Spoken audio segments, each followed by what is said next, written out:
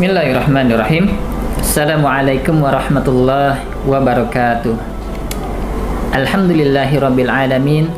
Assalatu wassalam ala Rasulillah wa ala alihi wa ashabihi wa man wala. Asyhadu an la ilaha illallah wa asyhadu anna Muhammadan abduhu wa rasuluhu la nabiyya wa rasula ba'dah. Sahabat muslim yang dirahmati Allah Subhanahu wa taala.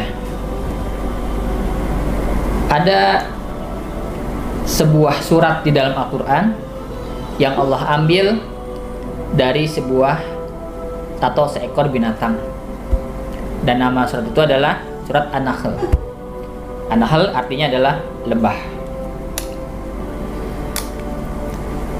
Pertanyaannya sekarang, kenapa Allah Subhanahu wa taala menyebut atau menamakan surah tersebut dengan nama An-Nahl? Ini tentu ada asbabnya yang mendasari kenapa Allah Ta'ala menamakan surah tersebut dengan nama surah An-Nahl atau lebah. Di dalam hadis Nabi Shallallahu Alaihi Wasallam, Rasulullah Shallallahu Alaihi Wasallam tersebut menggambarkan tentang seperti apa sih lebah itu. Dari Abdullah bin Amr radhiyallahu anhu bahwa ia berkata, Rasulullah Shallallahu Alaihi Wasallam bersabda, "Wallazi nafsu Muhammadin biyadihi."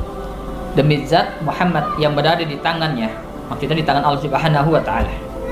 Inna masalul mu'minina, sesungguhnya perumpamaan seorang muslim itu al-kamasalil nahlah, seperti perumpamaan seekor lebah.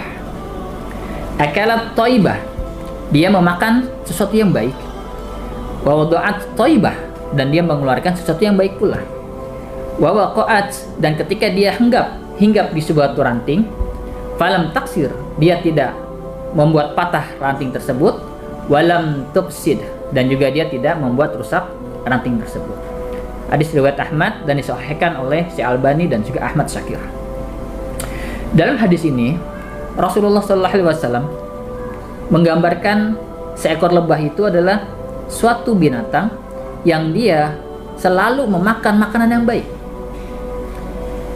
Dan setelah dia memakan makanan yang baik, ternyata dia juga mengeluarkan sesuatu yang baik juga, yaitu berupa madu. Maka dari itu Rasulullah mengatakan sebaik-baik makanan atau sebaik-baik minuman itu adalah madu. Dan dalam madu tersebut terdapat berbagai macam zat yang bisa menyembuhkan penyakit. Dan juga setelah diteliti, ternyata madu adalah minuman ataupun makanan yang paling bagus, yang paling sehat, ya. Sahabat muslim dirahmati Allah Subhanahu wa taala. Seorang mukmin juga hendaknya dia bisa menjadi seperti seekor lebah. Ia hanya memakan makanan yang halal dan menjauhi makanan yang haram. Ia selalu mengucapkan ucapan yang baik, perbuatan yang baik dan bermanfaat bagi orang lain, sebagaimana lebah yang mengeluarkan madu dan bermanfaat untuk manusia. Dimanapun ia berada, tak pernah berbuat kerusakan. Bahkan ia menjadi pintu-pintu pembuka kebaikan untuk manusia. Karena kita tahu, setiap manusia yang meminum madu, dia akan mendapatkan suatu suplemen makanan yang bermanfaat untuk tubuhnya itu. Kemudian manusia kenapa mencontoh madu? Kenapa manusia mencontoh seekor lebah? Karena seekor lebah itu adalah binatang yang mereka rajin berusaha dan tidak pernah malas. Ulat, kemudian tidak pernah menyerah, bahkan ia tidak mau makan dari hasil kerja keras orang lain. Dan itulah lebah. Sebagaimana Allah Ta'ala mengatakan di dalam Al-Quran surah ke-16, ya. Di situ dikatakan yakhruju min butuniha syarabu mukhtalifan alwanuhu fihi syifa'ul linnas. Dari perut lebah itu keluar minuman atau keluar madu yang bermacam-macam warnanya.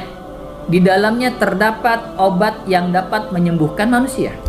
Inna fi dzalika la ayatan liqaumi yatafakkarun. Sesungguhnya pada yang demikian itu benar-benar terdapat tanda-tanda kebesaran Allah bagi orang-orang yang mau berpikir. Lalu lebah juga menghasilkan suatu makanan atau madu yang bermanfaat untuk manusia ataupun obat untuk manusia. Dalam hadisnya Rasulullah mengatakan asyifa'u fis salasatin. Berobat itu atau kesembuhan itu bisa dilakukan dengan 3 hal. Yang pertama adalah fi syaratihi mihjamin. Yang pertama adalah dalam pisau pembekam. Au syarabati asalin, atau dengan meminum madu. Au kayyati binar, atau dengan pengobatan kai. Kai itu adalah besi yang dipanaskan. Tetapi Rasulullah SAW melarang umatnya untuk melakukan pengobatan dengan cara kai. Hadis riwayat Al-Bukhari. Sahabat muslim dirahmati Allah Subhanahu wa taala.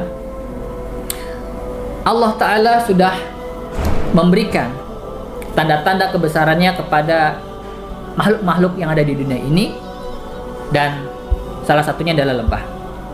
Maka dari itu kita hendaklah mencontoh lebah, yang dimana tadi dikatakan lebah itu selalu memakan makanan yang baik dan mengeluarkan sesuatu yang baik. Artinya apa? Kita memakan makanan yang baik dan juga halal, halalan thayyiban, halal dan baik. Dan juga artinya apa? Artinya kita nanti melakukan suatu perbuatan yang baik, yang dimana perbuatan baik itu tentunya akan kembali kepada diri kita kembali. Hal jaza'u ihsan ilal ihsan. Bukankah suatu kebaikan juga akan dibalas dengan kebaikan pula? Itulah janji Allah Subhanahu wa taala di dalam Al-Qur'an surah Ar-Rahman. Maka itu bisa menjadi motivasi bagi kita agar senantiasa kita berbuat baik kepada manusia.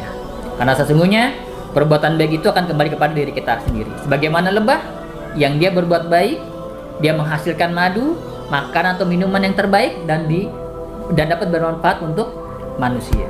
Demikian pula kita sebaik-baik manusia, ahsanuhum akmalul insanu ahsanuhum khuluqan. Ya, sebaik-baik manusia adalah yang paling baik akhlaknya. Kan? Maka dari itu kita sebagai seorang muslim hendaknya kita berusaha untuk mencontoh sesuatu yang baik. Demikian. Assalamualaikum warahmatullahi wabarakatuh.